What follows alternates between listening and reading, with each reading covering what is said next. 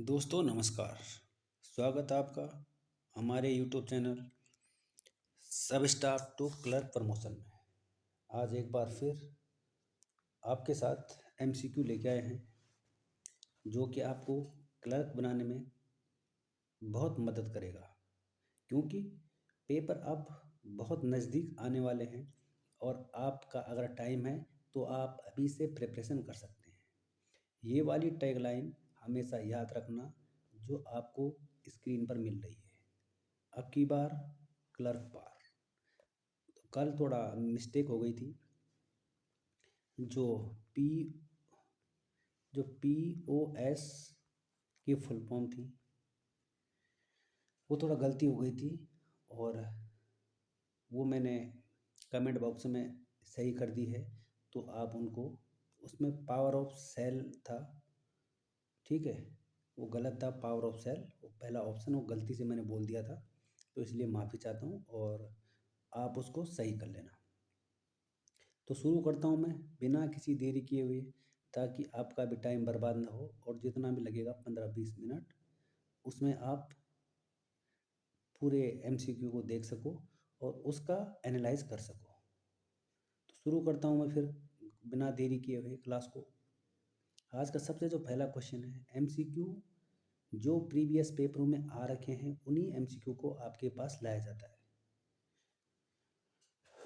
आज का पहला क्वेश्चन है IFSC, Indian financial system code associated with. ये क्वेश्चन ये पूछ रहा है कि जो IFSC कोड है इनमें से किस किस के साथ यूज़ किया जाता है। कल थोड़ा वॉइस की इशू थी, खांसी भी थी और थोड़ा मेरे को खांसी आज भी हो रखी है, लेकिन आज मैं क्लियर और साफ साफ बोलने की भरपूर कोशिश कर रहा हूँ।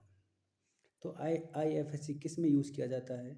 RTGS, NEFT, FIU, financial intelligence unit of India. इसके लिए मैंने बात की थी FIU की पीछे क्लासों में। या बोथ, फर्स्ट या सेकंड, ऐसे अगर ऑप्शन में आता है तो आपने देखना है कि बोथ आ रखा है ऑप्शन में, यानी फर्स्ट और सेकंड के लिए बोल रहा है।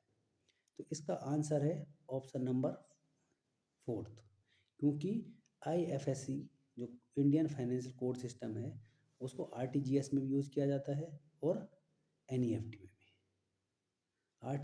आपने मेरे को कमेंट बॉक्स में RTGS और NEFT की फुल फॉर्म लिख के बतानी है। मेरा भरपूर प्रयास रहेगा कि आपको कमेंट बॉक्स में लिखते लिखते चीज़ें याद हो जाएं।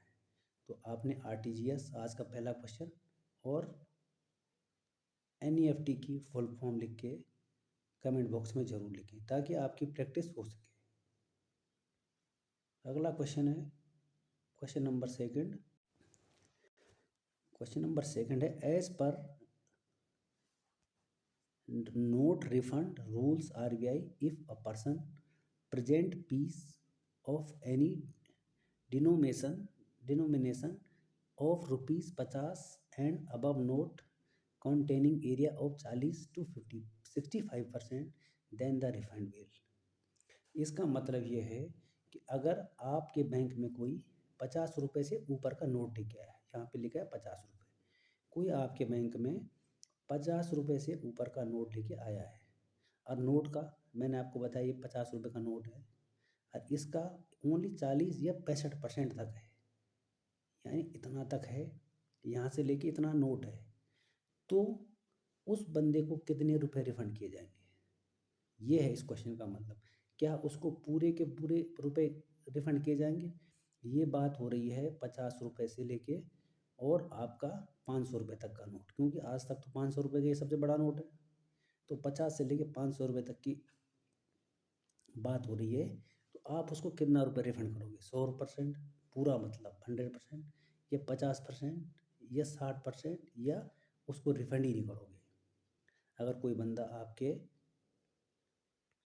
बैंक में आता है तो इसका सही आंसर है ऑप्शन नंबर बी, 50%। उसको आप 50% तक रिफंड करोगे अगर वो 40 से लेके 65% तक नोट लेके आए, क्योंकि नोट आधे कटे आधे फटे रहते हैं। ठीक है साथियों। अगला क्वेश्चन है,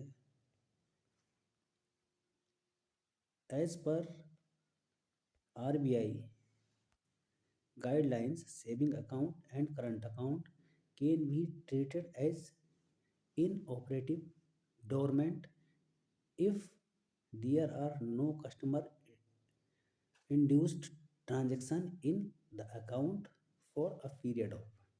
अगर इसमें कुछ ज़्यादा समझने की ज़रूरत नहीं, आपने यहाँ पर देख लिया हुआ इनऑपरेटिव और डोरमेंट है।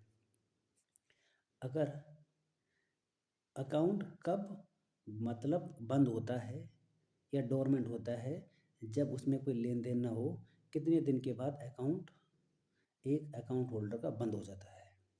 इसमें साफ साफ हिंदी में ये कहने का मतलब है इसका। तो कितने दिन में अकाउंट बंद हो जाएगा? 6 महीने, 2 साल, 2 साल बोले तो 24 महीने, कहीं आप 2 साल में गलत कर दो, 3 साल, या लेफ्ट टू इंडिविजुअल बैंक, या बैंक जवाबदार है उसका। तो इसका आंसर है 2 साल। अगर 2 साल तक कोई अगर लेन देन ना हो तो इनऑपरेटिव हो जाता है उसका अकाउंट।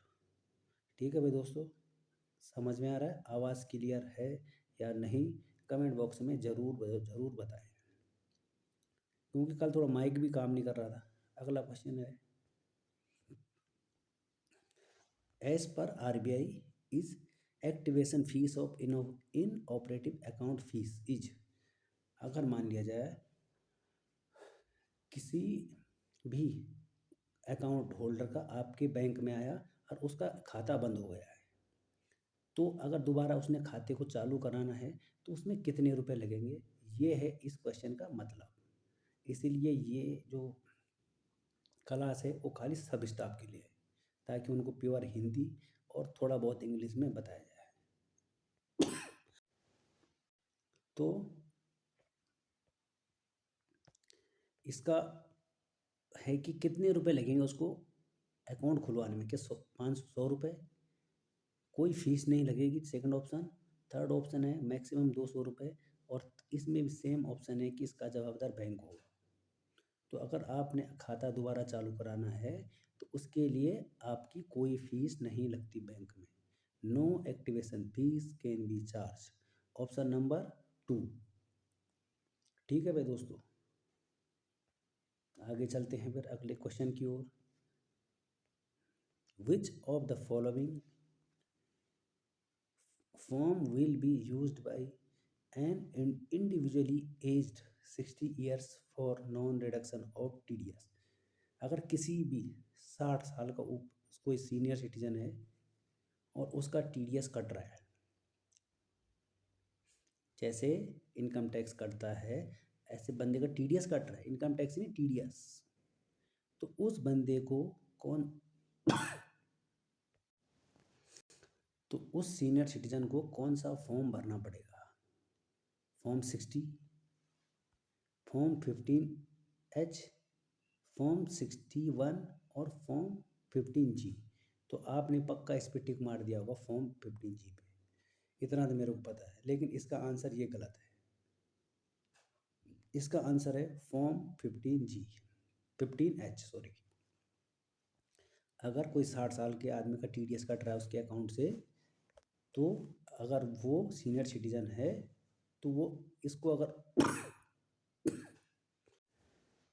अगर वो बंद करवाना चाहता है तो वो 15H लगेगा उसका, ऑप्शन नंबर 2। अगला क्वेश्चन है,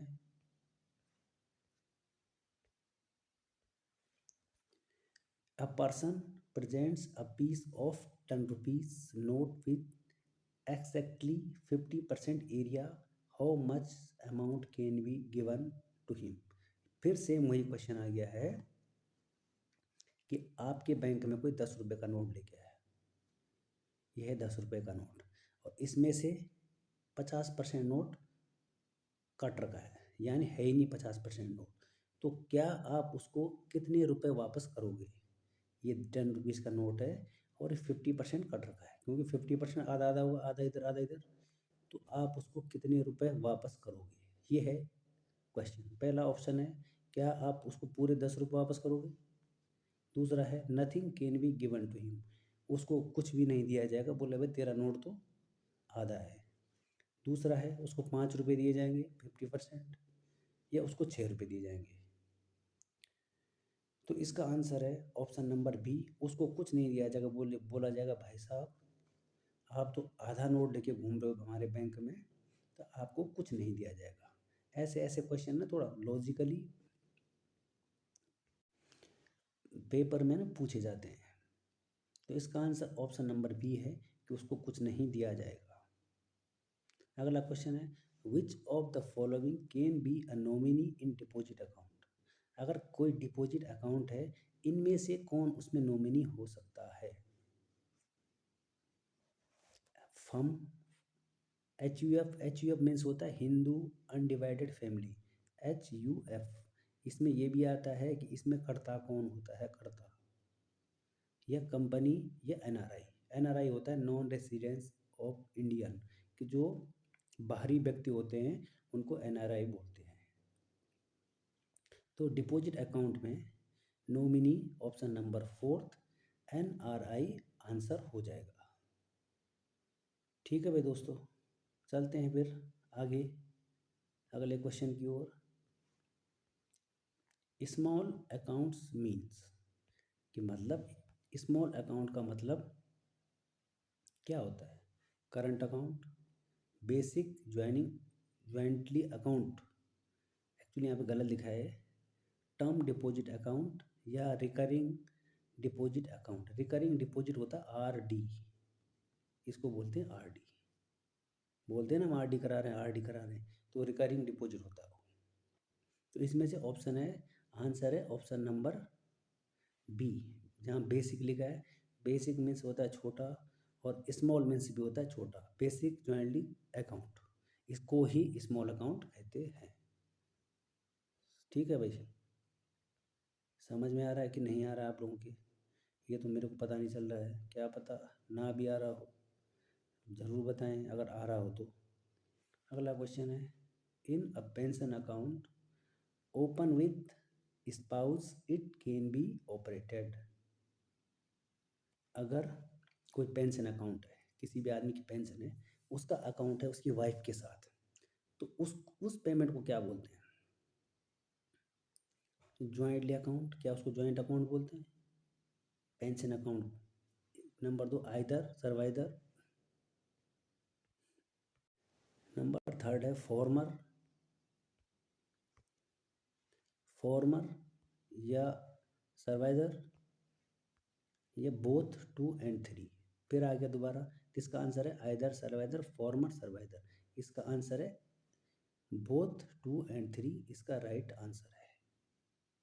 नेक्स्ट क्वेश्चन है what is the maximum personal loan to pensioner aged above 75, अगर कोई पेंशनर है, उसकी पेंशन है और वो 75 साल से ऊपर का है, तो उसके लिए पर्सनल लोन कितना है ज़्यादा से ज़्यादा, क्या 2 लाख, 10 लाख, 3 लाख या 5 लाख।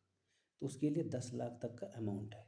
यहाँ पर 70 साल भी हो सकता है कि 70 साल से ऊपर कोई पेंशनर है, क्योंकि उसकी पेंशन होती है ना, तो उस लिए उनके लिए 10 लाख तक का अमाउंट है। ओके, चलते हैं next. PPF account can be opened by, इनमें से कौन PPF अकाउंट खोल सकता है। ये तो बहुत इजीली क्वेश्चन है। पहला है मेट्रो अर्बन ब्रांच, कोई जो गांव वाली ब्रांच है या मेट्रो सिटी वाली ब्रांच है। ऑल बैंक्स ब्रांच, सभी बैंकों की ब्रांच, केवल SBI वाले, या ओनली डेजिग्नेटेड ब्रांच, कि जो भाई सरकार द्वारा है कि तुम ही खोलोगे बाकी कोई नहीं खोल सकता। तो ऐसा कुछ नहीं है PPF अकाउंट में।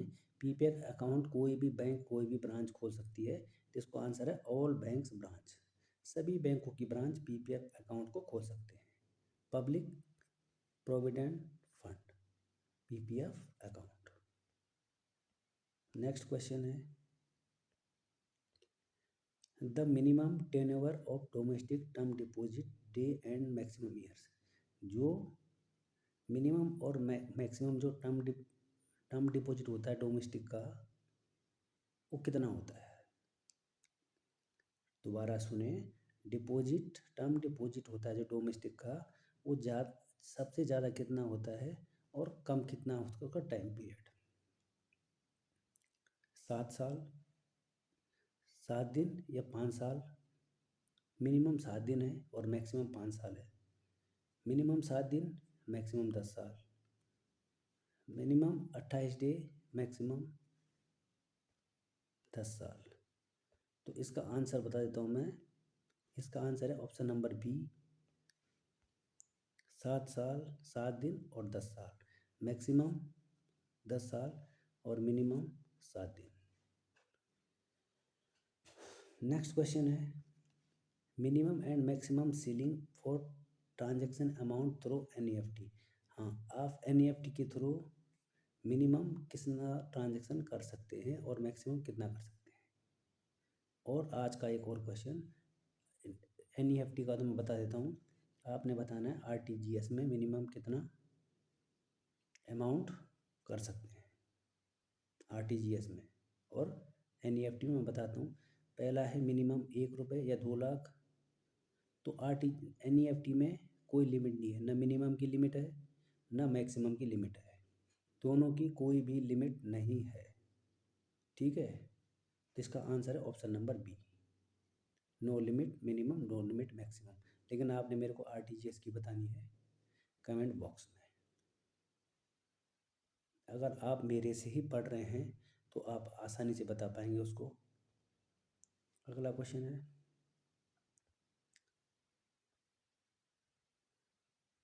द डिज़ाइन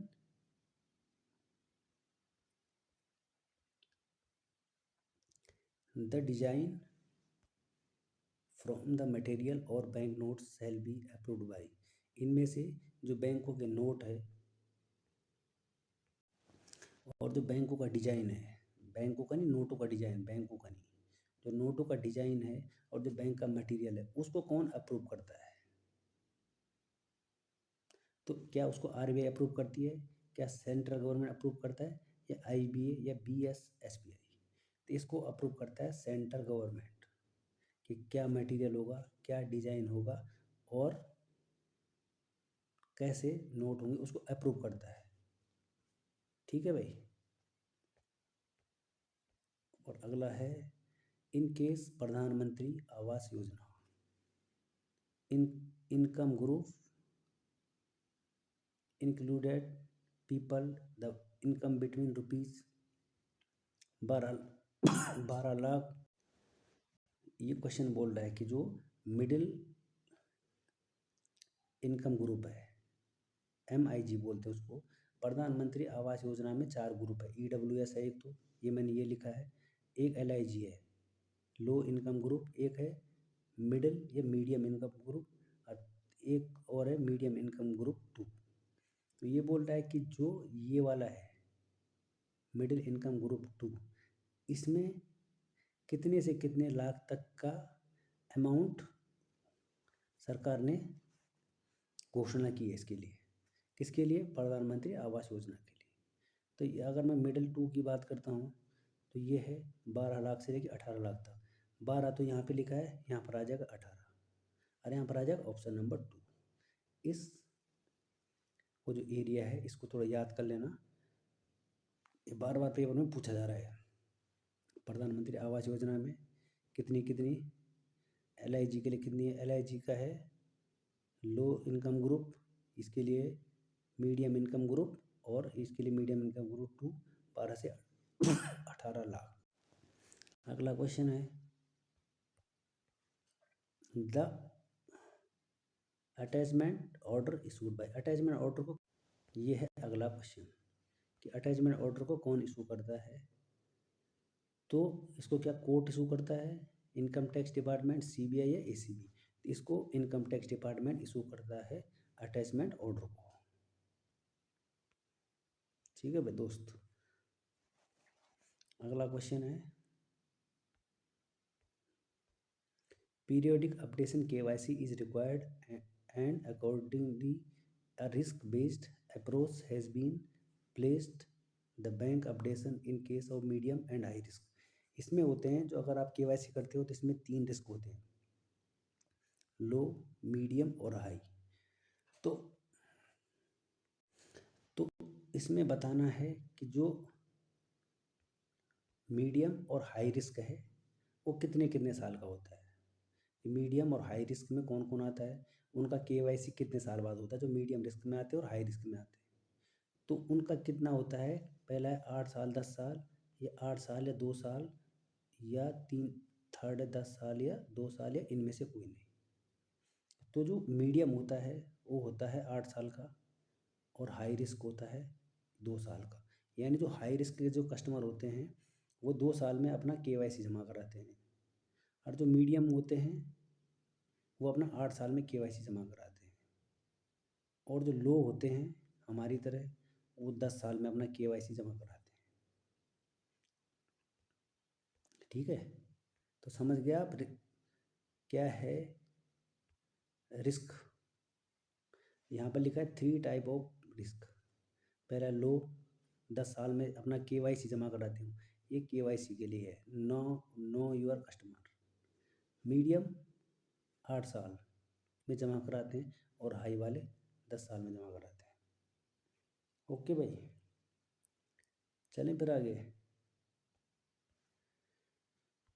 बोलो, चलो गुरुजी आगे चलो।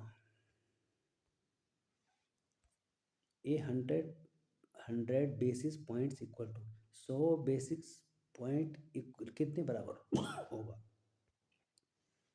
0.1%, 1%, 100%, 0.1%। तो इसका आंसर है, अगर 100 बेसिस पॉइंट होंगे तो 1% के बराबर होता है। साफ सीधी बात है। अगला क्वेश्चन है, interest of PPF is calculated on the least balance from. अगर आपने पीपीएफ अकाउंट खोल दिया है तो उस पे जो इंटरेस्ट है वो कब लगेगा। मान लीजिए आपने 1 तारीख को अकाउंट खोल दिया है, तो क्या 1 तारीख से उस पर इंटरेस्ट लगना शुरू हो जाएगा, वो ये पूछ रहा है। बोल रहा है वो